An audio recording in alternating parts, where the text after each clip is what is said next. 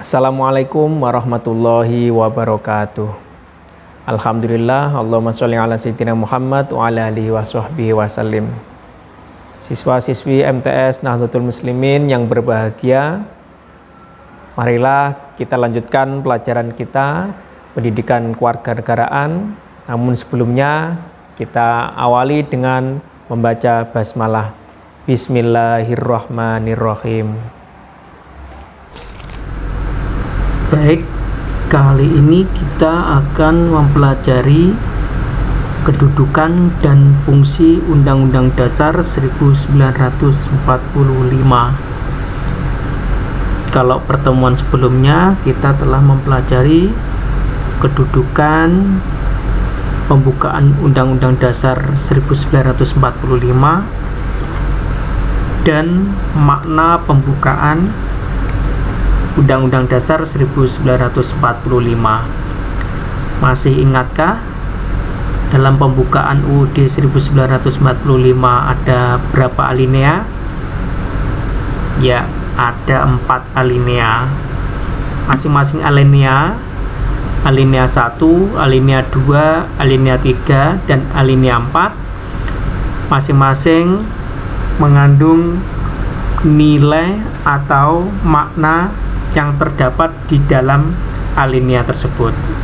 Jika kalian lupa, silakan dibuka lagi catatannya maupun di LKS. Dan kali ini kita akan mempelajari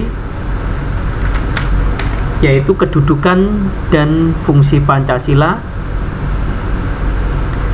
Setelah mempelajari ini, diharapkan kalian mampu yang pertama mengidentifikasi kedudukan dan fungsi Undang-Undang Dasar 1945,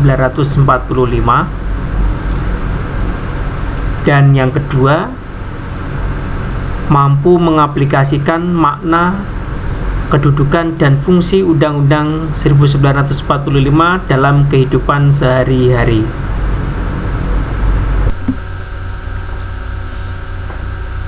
Pada awalnya, Undang-Undang Dasar lahir untuk membatasi kekuasaan raja yang sewenang-wenang. Pada saat itu, raja bertindak sewenang-wenang. Agar tidak bertindak sewenang-wenang tersebut, maka dibuatlah Undang-Undang Dasar.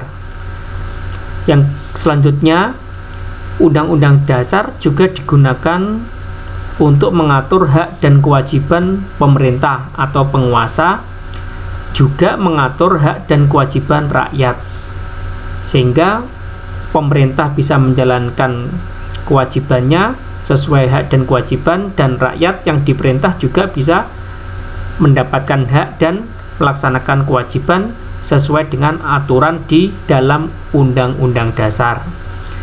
Selanjutnya, Undang-Undang Dasar juga untuk mengatur jalannya pemerintah. Apa akibatnya jika tidak punya undang-undang? Sebuah negara jika tidak ada Undang-Undang Dasar, maka bisa dipastikan akan terjadi pelanggaran HAM, hak asasi manusia. Misalnya ada pencurian, tidak ada undang-undang, maka bagaimana cara menghukum? Bagaimana cara menghakiminya? Siapa yang menghakimi? Berapa lama hukumannya? Nah, itu juga perlu aturan di dalam Undang-Undang Dasar. Selanjutnya, Undang-Undang Dasar masing-masing negara berbeda.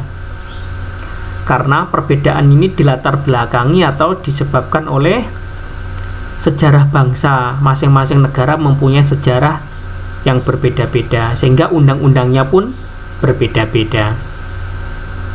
Selain sejarah bangsa, yang membedakan penyebabnya apa? Cara memperoleh kemerdekaan.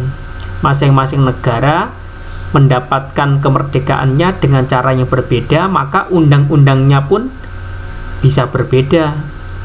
Kemudian yang terakhir, situasi dan kondisi menjelang kemerdekaan. Masing-masing negara situasi kemerdekaannya berbeda-beda, sehingga Undang-Undang Dasarnya pun berbeda-beda. pentingnya adanya UUD 1945.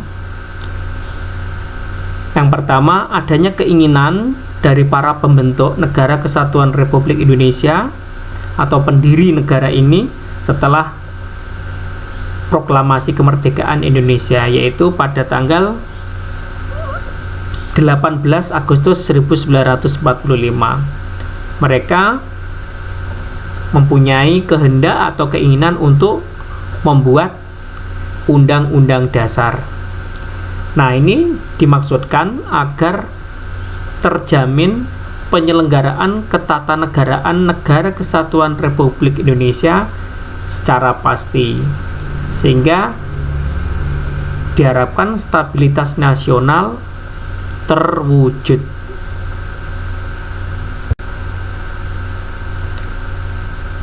Selanjutnya, apa kedudukan Undang-Undang Dasar 1945? Yang pertama, sebagai norma hukum, dan yang kedua, sebelah kanan, sebagai hukum dasar di Indonesia.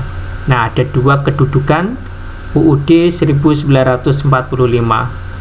Kita lihat yang pertama, sebagai norma hukum. Artinya apa yang pertama?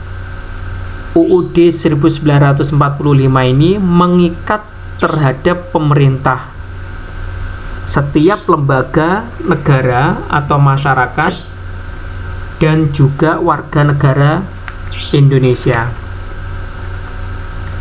Yang kedua, berisi norma-norma dalam penyelenggaraan negara yang harus ditaati.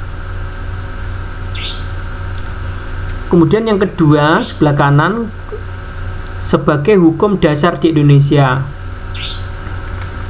Undang-Undang Dasar 1945 merupakan sumber hukum tertulis yang tertinggi setiap produk hukum di Indonesia.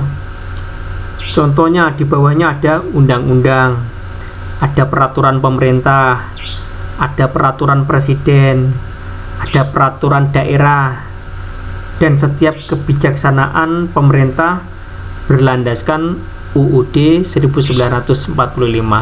Jadi UUD ini menjadi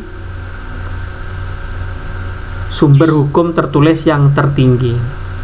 Yang kedua, sebagai alat pengawas untuk memeriksa apakah norma hukum yang lebih rendah sesuai dengan ketentuan Undang-Undang Dasar 1945. Jadi ini sebagai alat pengawas untuk memeriksa apakah hukum di bawahnya sudah sesuai dengan ketentuan UUD 1945 atau belum. Selanjutnya, sifat-sifat Undang-Undang Dasar 1945. Yang pertama, kalian lihat, yaitu sifatnya adalah tertulis. Artinya, Undang-Undang Dasar 1945 ini adalah hukum tertulis, sehingga sifat Undang-Undang Dasar 45 ini adalah berupa naskah yang tertulis. Karena sifatnya yang tertulis ini membuat semua warga negara Indonesia, termasuk kita, harus mematuhi dan menjalankan perintah yang ada di dalam UUD 1945.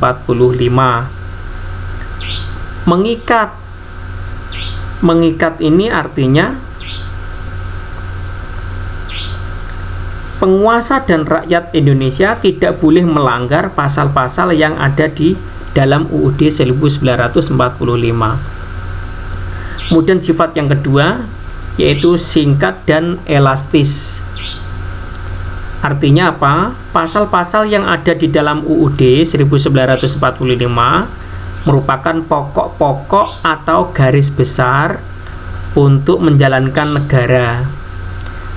Karena itulah Undang-Undang Dasar 1945 bersifat singkat dan elastis. Kemudian yang ketiga, memuat norma-norma. Artinya bahwa Undang-Undang Dasar 1945 memuat norma-norma, aturan-aturan, serta ketentuan-ketentuan yang dapat dan harus dilaksanakan secara konstitusional. Yang keempat, bersifat peraturan hukum tertinggi, bahwa Undang-Undang Dasar 1945 dalam tertib hukum Indonesia merupakan peraturan hukum positif yang tertinggi.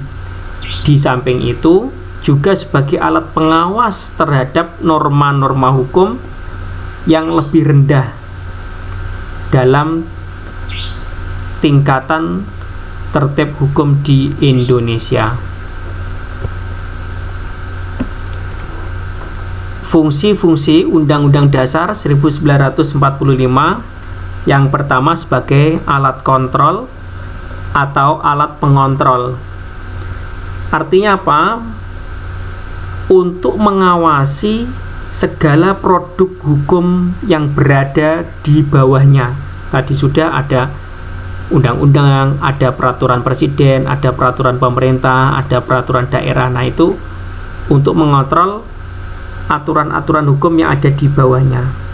Apakah produk hukum yang di bawahnya itu dibuat sesuai dengan nilai-nilai yang terkandung di dalam UUD 1945 atau belum, sebagai alat pengontrol.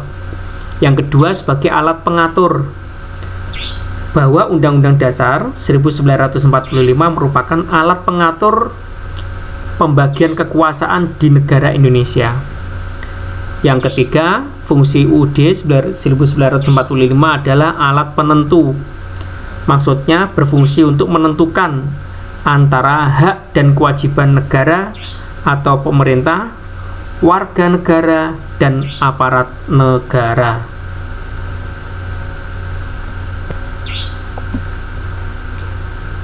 Apa itu UUD 1945? Yaitu UUD 1945 adalah keseluruhan naskah yang terdiri atas pembukaan dan pasal-pasal. Jadi naskah yang isinya ada pembukaan dan pasal-pasal, itulah yang disebut Undang-Undang Dasar 1945. Apa susunan atau sistematika UUD 1945? Hanya ada dua, yaitu isinya adalah pembukaan yang terdiri dari 4 alinea.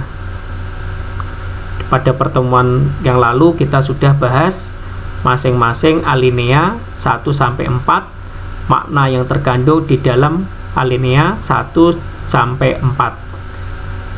Yang kedua, isinya susunan UUD 1945 adalah pasal-pasal, yaitu pada semula terdiri dari 16 bab, kemudian diamandemen dirubah menjadi 21 bab.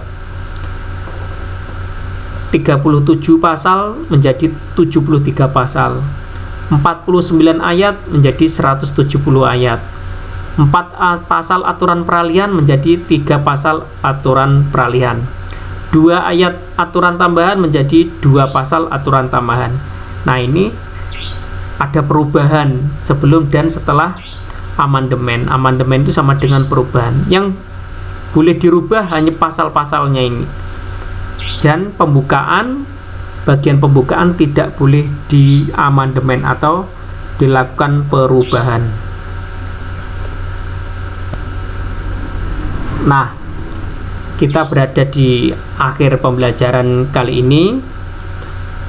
Jangan lupa kalian baca lagi LKS bab yang barusan kita pelajari, yaitu bab 2 bagian 2, yaitu tentang kedudukan dan fungsi UUD 1945. Bisa kalian buka di LKS halaman 29. Dan jangan lupa silakan kalian klik link yang ada di dalam deskripsi di bawah video ini. Kalian nanti kerjakan tugasnya, jangan ditunda-tunda biar tidak lupa. Dan kita akhiri pembelajaran kali ini dengan membaca hamdalah. Alhamdulillahirabbil alamin. Assalamualaikum warahmatullahi wabarakatuh.